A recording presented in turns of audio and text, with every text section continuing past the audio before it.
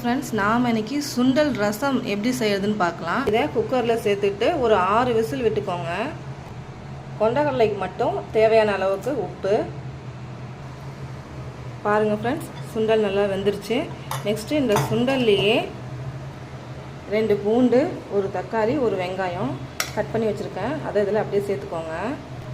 கத்திரிக்காய் ஒரு கத்திரிக்காய் கட் பண்ணி வச்சுருக்கேன். அதை இதிலே சேர்த்துக்கோங்க.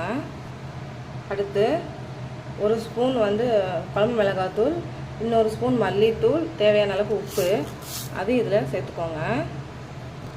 அடுத்து நான் புளி தண்ணி கரைச்சி வச்சுருக்கேன். அதையும் இதில் சேர்த்துக்கலாம். இப்போ 2 விசில் விட்டுக்கோங்க. அடுத்து நான் இங்கே தேங்காய், சோம்பு வச்சுருக்கேன். இதை ஒரு மிக்ஸி ஜாரில் சேர்த்துட்டு நல்லா பேஸ்ட்டாக அரைச்சி எடுத்துக்கோங்க. பாருங்கள் ஃப்ரெண்ட்ஸ், நல்லா சூப்பராக வெந்திருக்கு. இப்போ நம்ம அரைச்சி வச்ச தேங்காவை சேர்த்துக்கலாம்.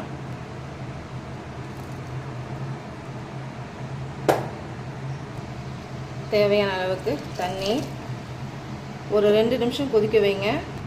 இப்போ நம்ம தாளிச்சிக்கலாம். ஒரு கடாயில் 2 டேபிள் ஸ்பூன் எண்ணெய் விட்டுக்கோங்க.